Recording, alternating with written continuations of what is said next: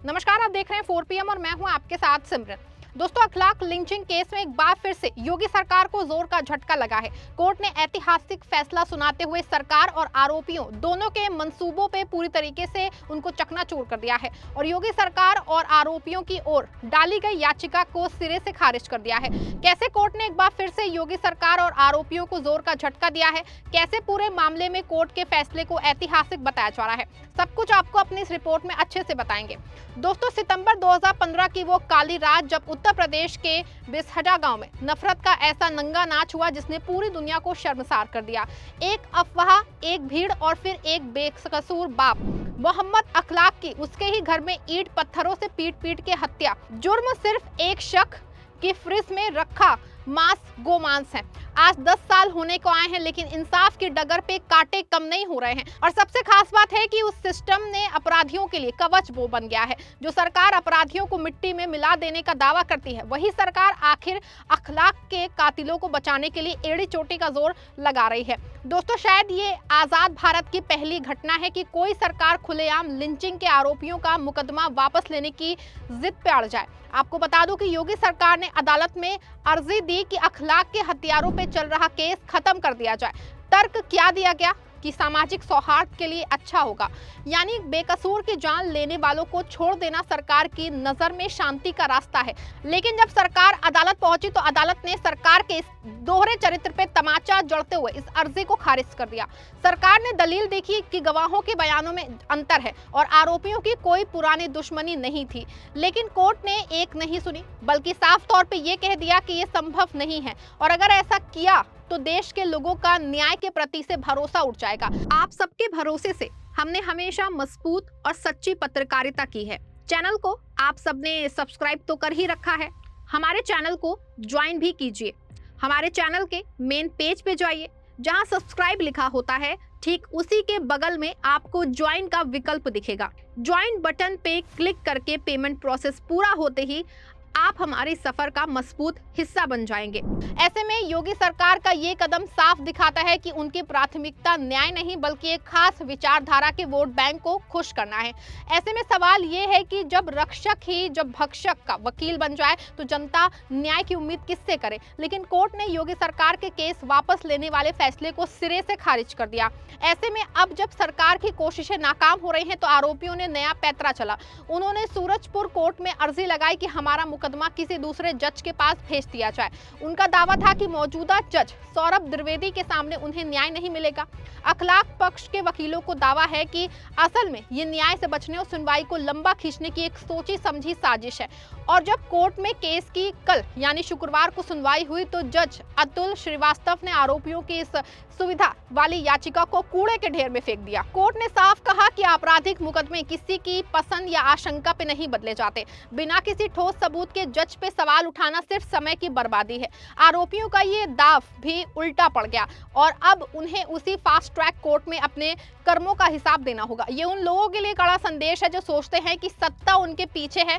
लेकिन दोस्तों, पिछले दिनों संभल में जब एक जज ने संभल हिंसा में पूर्व सीओ अनु चौधरी के खिलाफ FIR का आदेश कर दिया था, तो कैसे रातों रात हाईकोर्ट ने जज के ट्रांसफर बल्कि ये कह दिया कि डिमोशन का फरमान जारी करके पूर्व में संभल मस्जिद की पैमाइश का फैसला देने वाले जज आदित्य सिंह को प्रमोट किया था। लेकिन जैसे ही वहां भयंकर विरोध शुरू हुआ तो फिर हाईकोर्ट को अपना फैसला बदलना पड़ा।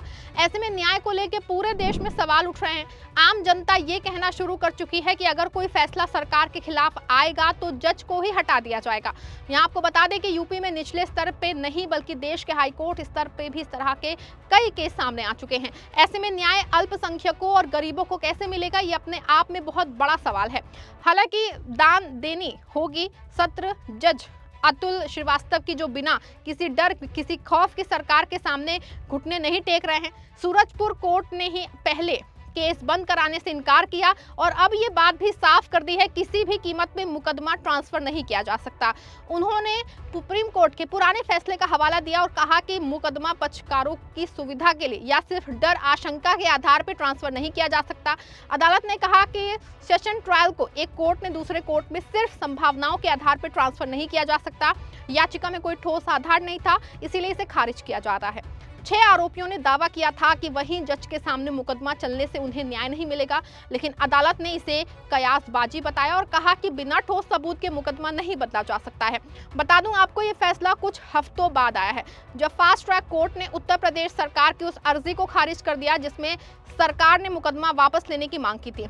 अब दोनों याचिकाएं खारिज होने के बाद मुकदमा उसी कोर्ट में चलता रहेगा। पिछले दिनों जब सरकार की मुकदमा लेने की याचिका खारिज हुई थी, तो कोर्ट ने ये बात साफ तौर पे कही थी कि जब रोज का रोज सुनवाई करके मुकदमे को जल्द से जल्द खत्म किया जाएगा। बता दें आपको, योगी राज में कानून की परिभाषा कैसे बदल गई, इसका सबसे बड़ा सबूत बिसढ़ा गांव में दिखा है। याद कीजिए, जब इस मामले का एक आरोपी जेल में बीमार होकर मरा तो उसके शव पे देश का गौरव तिरंगा लपेटा गया। एक हत्या के आरोपी को शहीद जैसा सम्मान, क्या ये देश के झंडे का अपमान नहीं था? और इस पे सरकार की खामोशी ने बता दिया कि उनकी सहानुभूति किसके साथ है। अखलाक का बेटा दानिश, जिसके सिर में गंभीर चोटें आई, आज भी उस खौफ के साथ ही जी रहा है। परिवार के वकील यूसुफ सैफी आज भी डटे हुए हैं, लेकिन सरकार की कमिश्नरी उनके रास्ते में रोड़े अटकाने का कोई मौका नहीं छोड़ रही है। एक तरफ जीरो टॉलरेंस का नारा, दूसरी तरफ लिंचिंग के आरोपियों के लिए इतना नरम दिल। ये विरोधाभास ही योगी सरकार की असली सच्चाई है, जहां अपराधियों की जाति और धर्म देख के तय किया जाता है कि बुलडोजर चलेगा या बचाव की अर्जी लगेगी। बता दें आपको कि लिंचिंग की घटना के बाद अखलाक का परिवार अपना गांव छोड़ के चला गया था। कुछ लोगों का दावा है कि उनके परिवार के लोग दिल्ली एनसीआर में रहते हैं, हालांकि कुछ का दावा है कि पूरी दिल्ली में नहीं, कहीं और रहते हैं। हालांकि इसकी आधिकारिक जानकारी किसी को नहीं है अखलाक का परिवार कहां रहता है, लेकिन ये सच है कि घटना के बाद उसको पलायन के लिए मजबूर होना पड़ा और लिंचिंग ने ना सिर्फ उनको परिवार उनका छीन लिया, बल्कि घर जमीन जायदाद सब कुछ जा चुकी है और न्याय के लिए पिछले 10 साल से अदालतों के सामने गुहार लगा रहे हैं। बता दें आपको, कल ही यानी 23 जनवरी की सुनवाई होनी थी, लेकिन खराब मौसम की वजह से टल गई थी और पिछले दिनों सुनवाई हुई तो कोर्ट ने सरकार और आरोपियों की याचिकाओं को खारिज करके ये साबित कर दिया कि इंसाफ की कुर्सी को खरीदा या डराया नहीं जा सकता। अखलाक का परिवार आज भी उस दिन का इंतजार कर रहा है जब विशाल राणा और उसके साथी अपने किए की सजा पाएंगे। आपको क्या लगता है कि योगी सरकार को इन आरोपियों का साथ देना चाहिए था? क्या गौ रक्षा के नाम पे किसी की जान लेना सामाजिक कार्य है? आपकी जो भी राय है कमेंट में जरूर लिखिएगा। अगर आपको लगता है कि अखलाक के परिवार को न्याय मिलना चाहिए तो इस वीडियो को शेयर करें ताकि उन लोगों तक आवाज पहुंचे जो सत्ता के नशे में अंधे हो चुके हैं। सच को दबाया जा सकता है लेकिन मिटाया नहीं जा सकता है।